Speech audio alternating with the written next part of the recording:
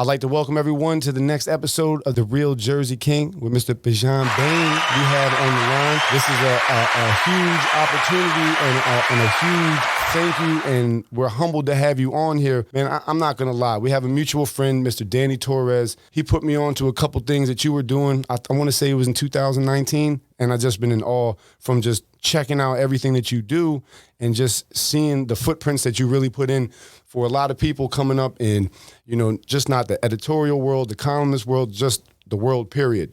So I want to once again give you another applause, sir, on that. So my first question, how you doing, man? Everything good? No, I really thank you for having me on. Very, very humbling. Brother Torres is a great colleague, and I look forward to chopping it up with you about the game and other things on the horizon. No, that's dope. So we were talking earlier. I do the social media for the Internet Baseball Writers Association of America. Doing my research on you, I come to find out you're one of the first members, basically ground floor members and everything like that? Yeah, it just incidentally happened to be. I'm not a founder, but I was one of the first people to join. That's awesome. Definitely ground floor. La Vida Baseball also, correct? That's right. Yeah, Howard Cole pulled me into one of them and hit me to it. And then Professor Dr. Adrian Burgos turned me on to the other one, and I did some things for them about Carew and Tion and some other brothers. No, that's awesome. Mr. Burgos is definitely a great guy. Mr. Howard definitely, he definitely let you know how he's feeling. I'll say that. I'll put it that way. He's definitely very LA to his core. It definitely is. It definitely is. I see you got some good books out too. Martha's Vineyard. That was all about the basketball scene up in like New Hampshire and Maine and everything like that. Obviously in Martha's Vineyard and all that. Right. Summer league. Yeah, it's about a summer league that started in 1970 that included players from your neck of the woods, Harlem, like Tommy Powell, who's Adam Clayton Powell's grandson, Troy Gaskin from Brooklyn, a lot of kids from Roxbury, Dorchester, D.C. kids, Baltimore kids, Vineyard native kids, Newark kids, all playing summer league from the time they were 9, 10, 11 years old through their high school years, and then all staying close friends to this day, almost like cousin level. So it's about that. And it's also about the culture down there and other summer vacationists such as Ethel Waters and Dr. Martin Luther King Jr., Ray Allen, Julius Erving, Alonzo Mourning, Grant Hill coming to the Vineyard, and what the Vineyard's really like in the summertime and why people from cultural classes and socioeconomic groups who normally wouldn't interact all met on those basketball courts. That's dope. So it was kind of like a neutral zone or whatever like that. Yeah, it didn't matter whether you're an island kid from a working class family and your father was a roofer, or whether you're a black kid from Boston and your father was a college dean.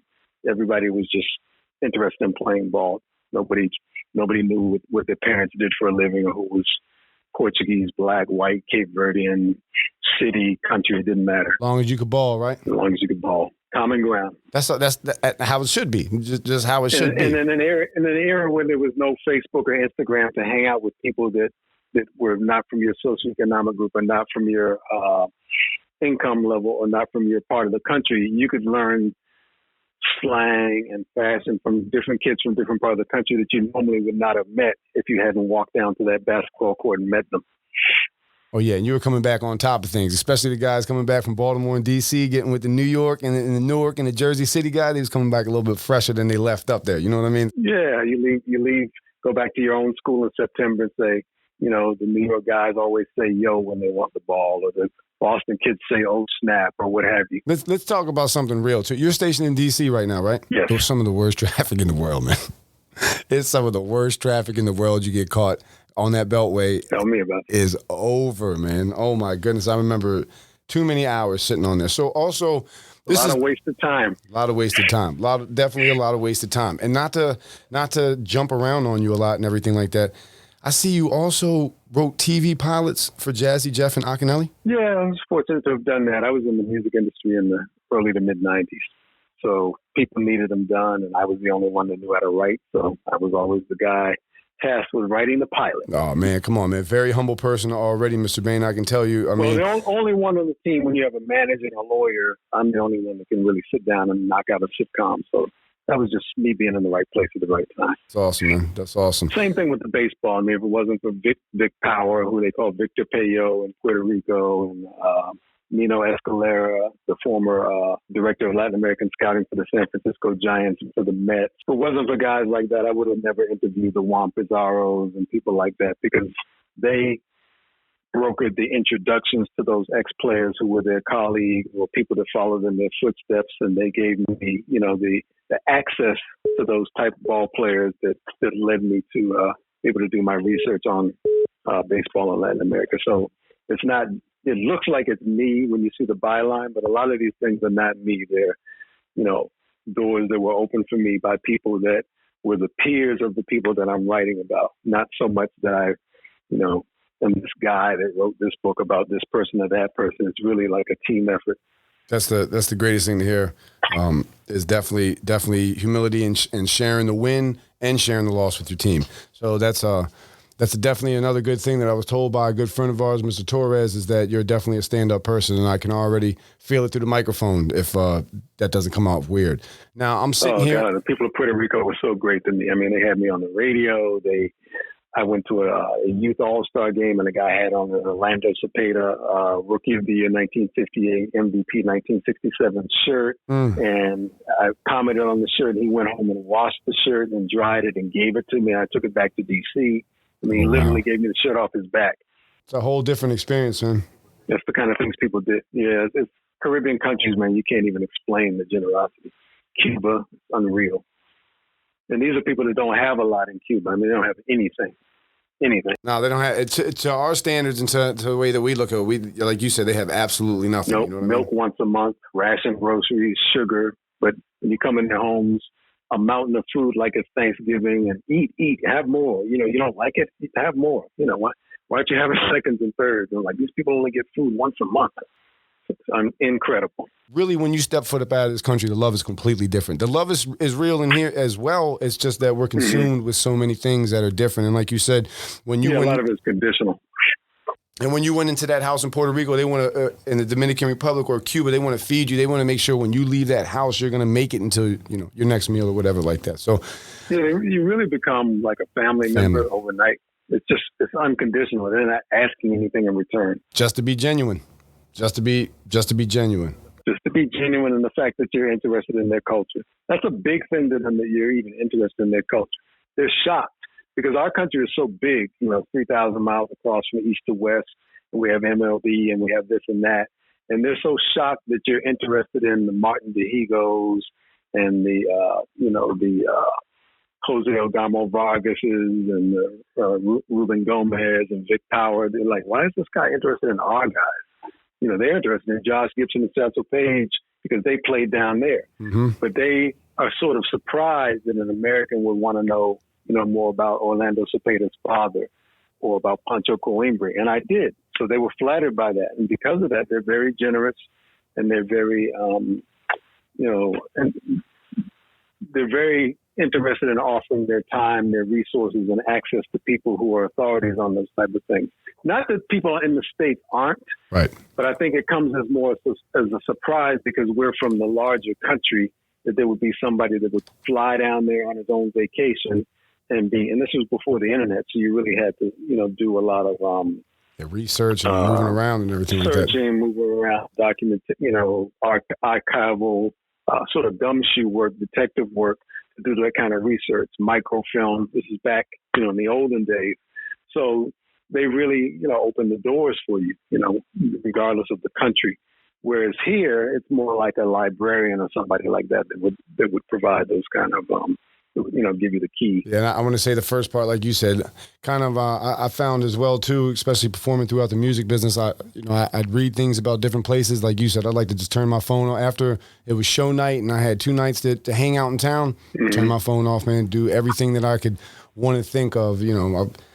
Luckily, I got to go to all the baseball parks and and everything like that, and just to travel and see the history. I went to the Dominican Republic just to hop on a horse, go all the way up in the hills, and just, like you said, talk to people. My grandparents are Greek, man, so they'd always tell me, throw all those history books out. The only accurate history is the oldest person you know. That's really where that goes and where that ends. Yeah, that's true. It is. Good point. It is. My next thing, like I said, I'm not going to hold you up all day because I know you're a busy person, and I truly no, we're good. Appreciate your time. So the docuseries on Kareem, Is that still in the works? Yes. Mm-hmm. Yes. Early stages. Yes, sir. Thanks for asking. Yeah, of course, man. That looks very interesting. Can we get a couple sneak peeks into the actual creative thought process of what's going into this and everything like that?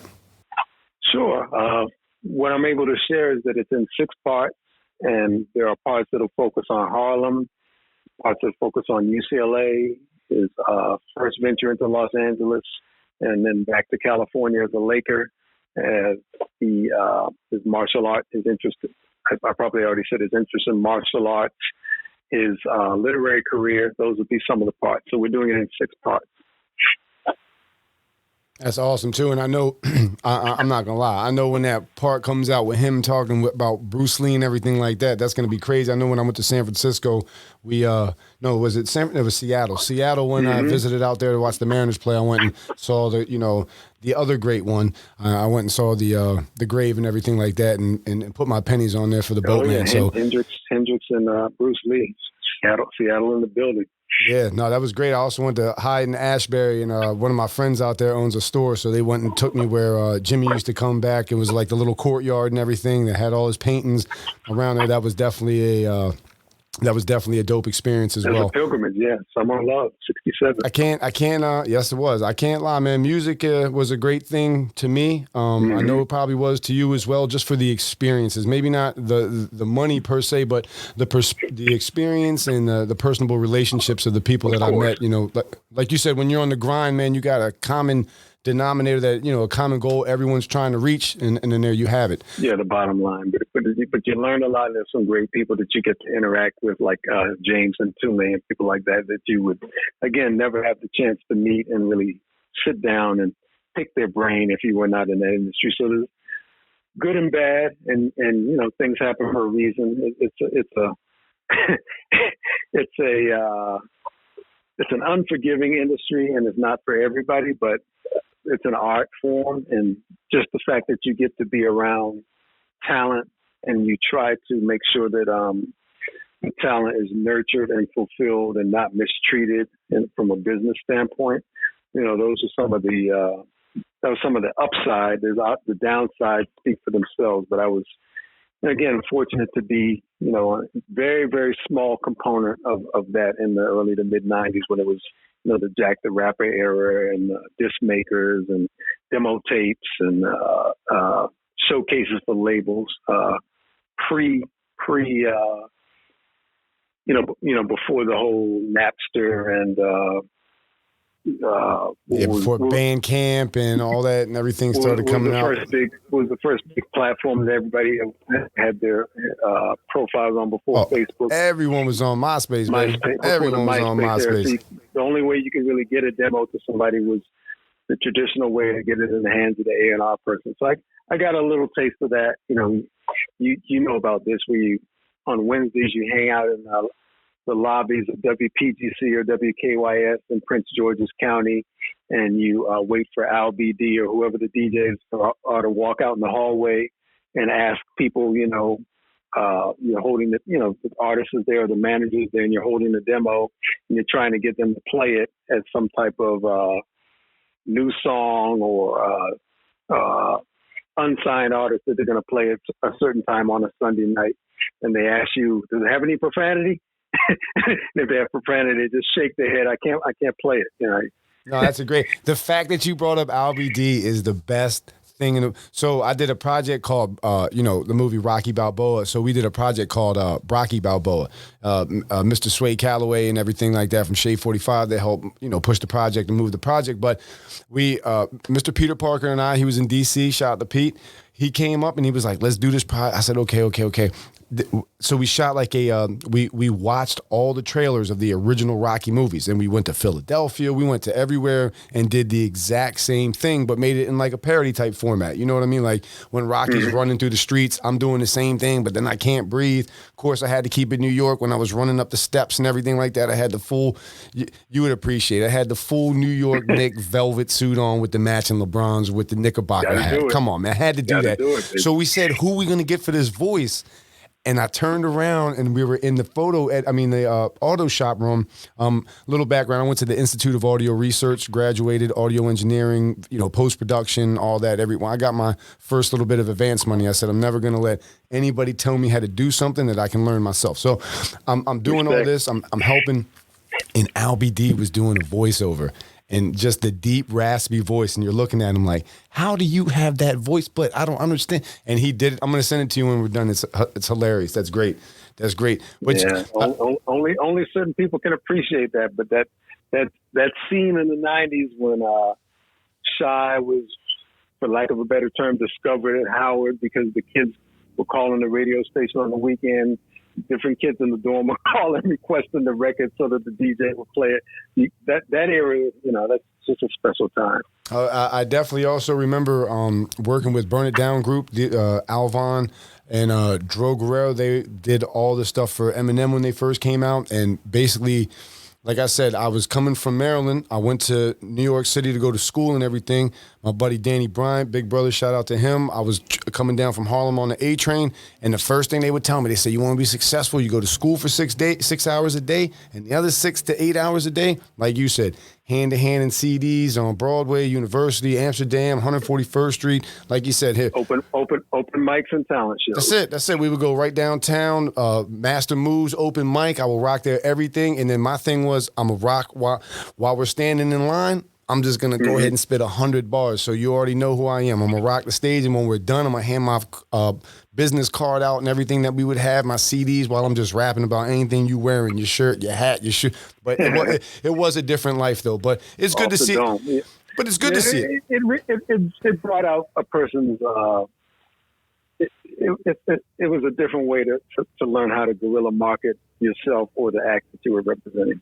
And what's funny is that my older brother, Scott, he's the one that really put me on the music, and it's funny to come all the way back around now, full scale, to be like, I love music, I did music, I love baseball, and then to look, and then to really realize and dive into my brother's favorite group, who I remember being 4 years old listening to, with Chuck D, and Chuck always wearing the Pirates hat, always there's baseball, that, always big sports guy. Yeah, very good, and a very good positive and a good human being as well. Very great human being, great sketch artist in terms of his with his pen, and a beautiful brother online, always propping the '70s baseball history. Always, man. And I seen they got Mr. Carew, and they also got Mr. Jenkins. I mean, man, they went from 10,000, 15,000 followers, man. Chuck pushed that button, they're almost like 50,000 right now. So that's had to get him up there, buddy. No, but that's too many great. People flirted with 400 for a season. That's great, though, man. I mean, come on, man. Rod is we could talk.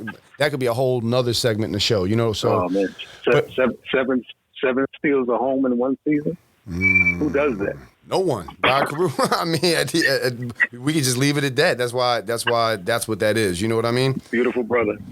Panama to Alto Manhattan. Yes. Another Panamanian that I work with that talks very highly about him as well is basically my uncle. I just got off the phone with him before I talked to you, Manny Sanguian.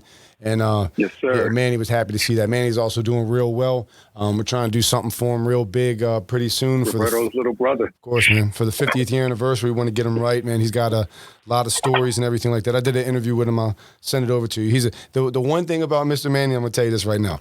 That laugh that he's got, you could be so sad, so mad, whatever the case may be, but that can bring you right back, and that's a beautiful thing in life, to have someone around to make you laugh. Now, another thing I need to ask you about: you really consulted in teaching some Navy SEALs on videos and stuff like that.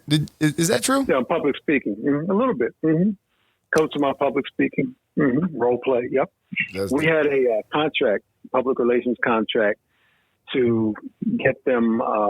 To secure public speaking engagements for them to youth in Baltimore and D.C. age 16 to 24. Awesome. So we would sort of role play, let's say they're going to speak at a Boys and Girls Club. We would sort of talk about the demographic of the youth that they were going to speak in front of, the age range, and try to make sure that they tailored it to that audience. Oh, yeah, giving them prep work and everything like that. Yeah, because it's mainly, they can't recruit, of course, because it's against the law. So the the goal of these speaking engagements was to, at least in my point of view, for the PR firm that I was working for, was for them to be able to share the importance of leadership and leadership qualities to the young men, because they weren't there to recruit. Because you can't recruit for that, because only 2% of the people pass BUDS, which is their acronym for basic training. Mm-hmm. So they don't recruit because you have to kind of self-select. You can be in the Navy or you can be an elite athlete and still fail BUDS, because it's so much of BUDS is not physical. It's mental toughness, not physical toughness. So for that reason, they don't recruit, and also it's illegal because some of the kids are minors. So my whole way of framing it, not only for the firm that I was working for, but for the parents and the organization, like community-based organizations in DC and Baltimore, was that the young men are going to come away.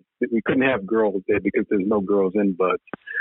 That the young men were going to come away with a sense of the intangible qualities that make a person do well as a SEAL, and one of them is leadership. Basically, like the leadership courses and everything like that, and that's definitely the things you learn that come along with going through the training.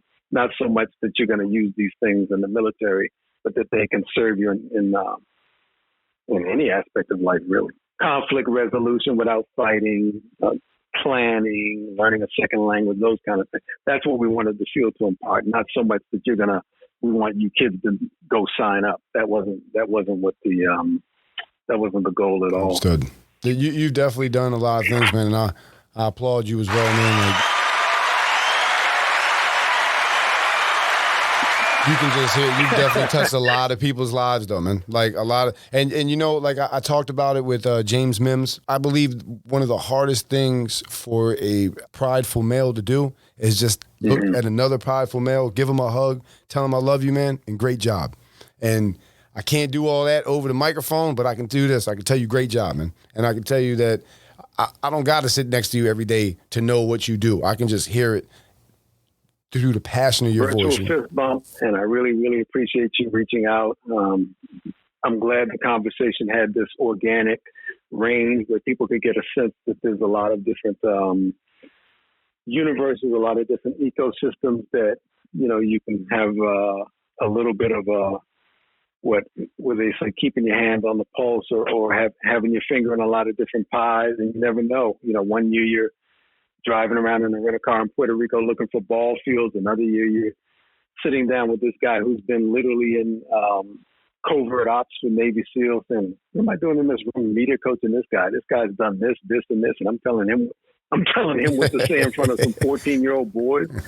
And the next, you just never know. But they all, they're all communications oriented, and they all, involve some aspect of curiosity and research. And I've had that spark or that yin for curiosity and research probably since I was maybe 2.5 years old, and I learned to read. And really, we need a lot more of you, Mr. Baynes. We need a lot more like Batman Baynes out here, because in the world that we live in right now, unfortunately, man, the whole breakdown of the whole world that's going on, if you ask me, is summed up in one word: it's communication. Like we don't have the best communication system going on anymore. But no, the digital world changed everything, and people have gotten away from the face-to-face, the handshake, the interview, looking somebody in the eye. Because of the smartphone and the laptop, there's a lot of sort of digital interaction, and we were raised, to sort of have to learn how to engage somebody either in a job interview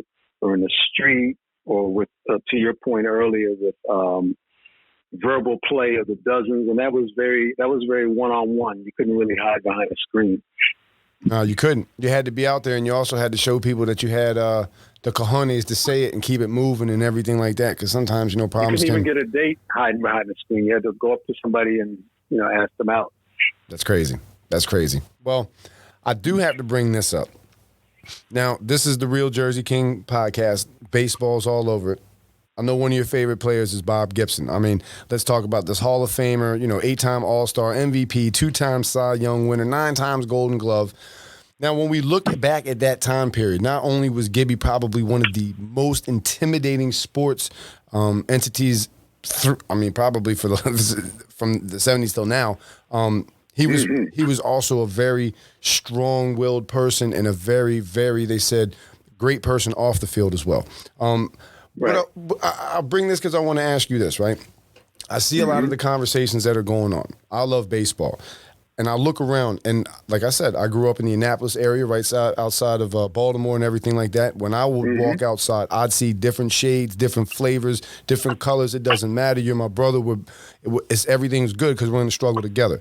Now, when you look at baseball, besides the certain faces, you know, you got your Josh Harrisons, you know, you got your Josh Bells, you got a couple African American baseball players that's playing, but it's really drifting away. You know, it's really drifting away. And I just wanted to pick your brain. And like I said, this is just a off the hip question. Is like, what can we do to make baseball more appealing to not just to the city life, just to the regular kid. Now I know we can go through the regulars of saying, you know, the diamonds, the equipment, you know, the schedules, everything like that. But like you said, the access. But the point that I want to touch on is because you made the key word is communication. Do you believe there's a communication gap between baseball and basically city life? There is. It hasn't been marketed well ever since the Doc and Darryl era, the era of the Dave Stewarts and the Ricky Hendersons, on through Griffey Jr. and Gwynn. They weren't marketed well. They weren't marketed like Jordan and Barkley and Ewing and Tim Hardaway, Chris Mullin. They weren't marketed even as well as maybe Lamar Jackson and Pat Mahomes. As a matter of fact, some of these guys are baseball players, like the Jameis Winstons and the Russell Wilsons, and some of those guys could have played either one and have played a little bit of either one. Bijan, Bo.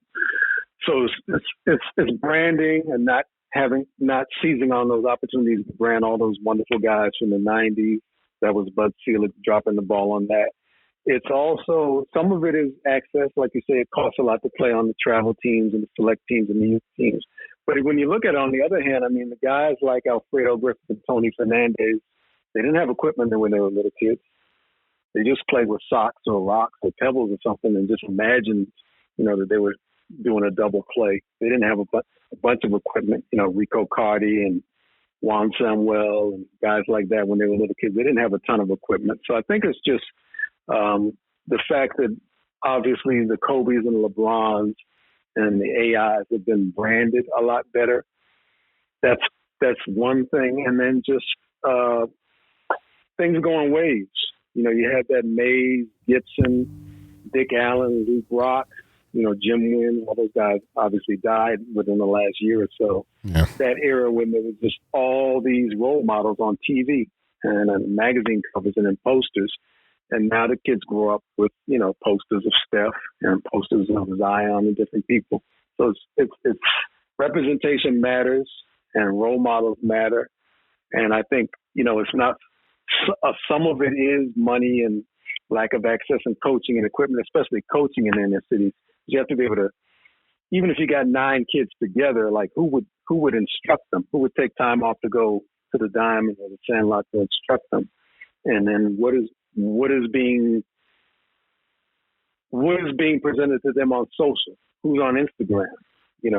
Who's talking about baseball on their feeds? But I think also there's an element of interest that people have even when they don't have equipment. I mean, a lot of the kids that grew up playing basketball in the Bridgeports and the Hartfords and the Roxburys and the Bronxes and the Queens, they just had a basket on a pole, a backboard on a pole. They didn't have a ton of equipment. And neither did the Brazilians that play soccer well. They don't have a ton of equipment when they're little kids. So I think that's part of it. But I think it's just, again, who you see doing something. That could be corporate America. That could be whether the vice president of the United States looks like you or reminds you of you. It's just representation. Yeah, that's awesome. That's deep. That's real, though. That's absolutely real. I never really looked at it on the branding aspect, but you're 1,000% of, what goes where and everything. And like you said, social media, man, is so meta-based driven and everything like that. And you look at one thing and that's it. That's the only thing you're going to see for the next 6 months until you stop looking at something like that and doing all that. Yeah. If people are not posting about it, if people are not posting pictures of themselves doing it, then it doesn't resonate. I got one last question for you. I get a call. They say, Brock, pick Mr. Bayne up. I need y'all to come to the ballpark. I tell them, okay. They say, what you wearing? I said, don't worry. I got the Homestead, Ebbets Field flannel, Homestead Grays on, Josh Gibson. They say, what's Mr. Bayne wearing? So I call you, Mr. Bayne. I'm going to put you on the spot right now. Your all-time favorite jersey. It could be baseball. It could be basketball. It could be football. It could be hockey. It could be soccer. Hell, it could even be one of the little things that the horse riders wear. It's all good. I just want to know, if you're diving in the closet for your one time and one only, who would it be? You know, in terms of just look, those LA Angel, California Angel, Anaheim Angel colors are classic. That's a look. Oh, you mean like the dark blue with like the reddish armband that goes around? Yeah, there's something about that. I never had the ball cap with the halo. Oh, yeah. The ball cap with the halo was cold. The classic look, I don't know if I would rock it to a game.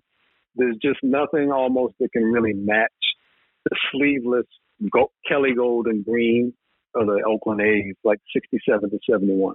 That thing was nasty. I had to do that right now because I see, and we're also going on a Reggie Jackson theme right now. I see that too. We're going for all the teams, but I'm gonna tell you, the Oakland when they had, like you said, that light green with that mustard yellow and then that bright yellow gold cleat. Good God Almighty, come on, man! Bert Campaneris and Vita Blue with the gold cleat. That thing was serious.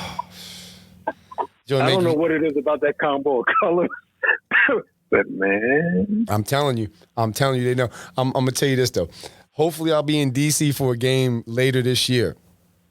Is there any way I'll just give you advance? We'll go out and meet. If you got time, go to a game. But I'm pretty sure you and I can chop up just about fashion, culture, music. Jerseys, music, everything, everything, man. Everything. That's a wrap. That's a done deal. We probably got to do another one of these shows too, man. I ain't gonna lie, because there is a lot we got to talk about, and I ain't gonna lie. I could go on right now and just we could do it from the what do they have, those lounges where you have the food served in the ball. We could do it live. We could do it live. That's dope. Let's definitely. So this is what I'm gonna do. I'm gonna once again thank you again, sir, for coming on. I want to give you another round of applause.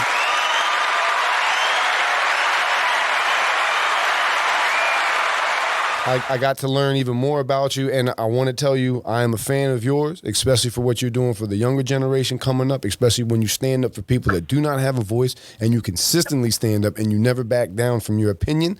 And I'm not trying to say that you're opinionated and you shoot off. I'm just saying you never back down off your opinion. It's all right. That's great, though, because if you don't have an opinion, you don't really have nothing to say. So once again, you're talking to a Greek too, so I will debate everything and anything we could and just relay back to it's in the blood and it's in my family genes. That's what we're supposed to do. So will Cubans. I'm not Cuban, but Cubans have that propensity as well culturally. So that's why people love to go to Cuba. Well, it's just a debate. It is. But yeah, really can't thank you enough for having me on, Mr. Brock. Look forward to meeting you in person, obviously. A lot of synergy there, and happy birthday, Willie Mays. Happy birthday, Say Hey Kid. I got to see that. It was a great picture. Did you see what they did for him in San Francisco? I did not. Oh my good. Okay, when we get off and you get a chance, I know you're busy.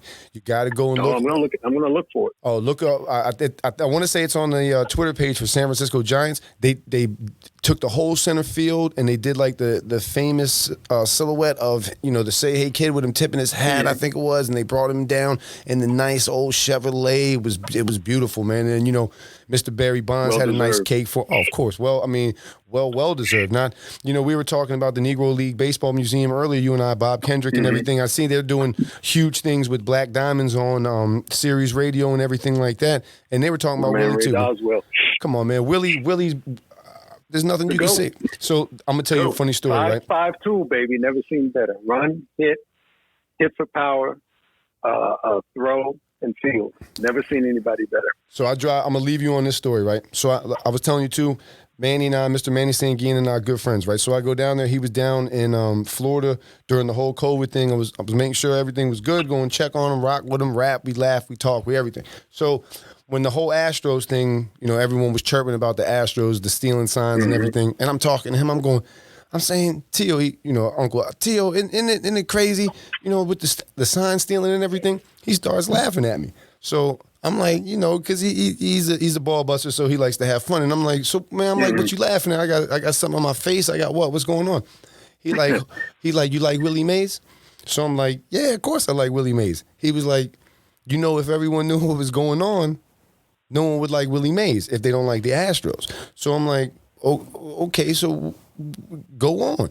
So he like, pull your phone out. So I pull my phone out and we start looking at the years. And he's like, you can see where Willie was going triple hard. I'm talking home runs. He was going hard. And then he said, and then Manny said when he really started to reach his, the stories was, if you look at it, I can't remember what year, but I'll send you the research that I was doing. He started going double heavy. I'm talking about it was 4 years, and then let's say year 5, it was 3 times as many doubles because Willie would stop at second base, see what the calls were, see what the signs were.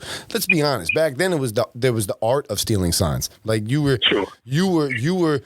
okay. Maybe what the Astros were doing with the technology is a little bit different, but back then, overt, yeah. Come on, man. In the Negro leagues, like you were a coveted player if you could read the signs. In the early baseball, if you could read the signs and know what it is to relay it back to your team to get the advantage. That's all baseball is about, the advantage.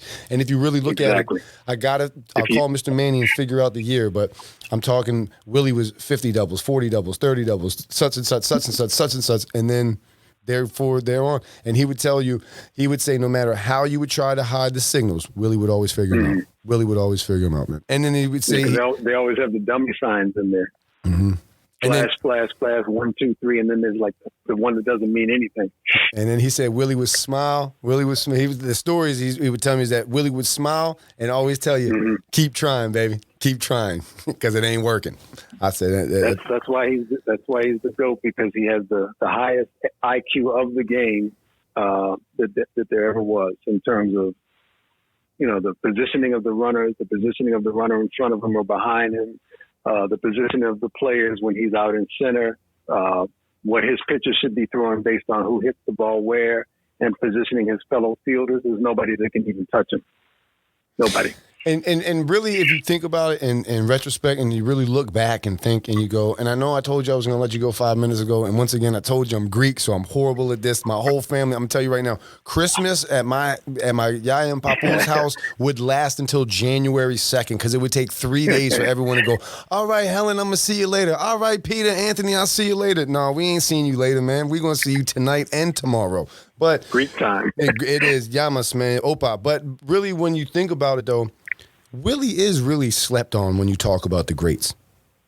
And what I mean by that is everyone will always throw out a lot of names. I'm saying, yeah, it's like after the 6th name, Willie gets brought up. And I'm really happy that because of the circumstances that didn't quite get him to the 700th homer, and because of the circumstances where he stayed a little long as a Met, there's this sort of perception of him that he didn't do a lot his last few years, and that he really is like a guy of the 50s through maybe the mid to almost bordering on the late 60s, which is not really accurate. He stole 28 bases when he was 39, and he had 28 jacks that year, which 39 back then when you're playing center is old.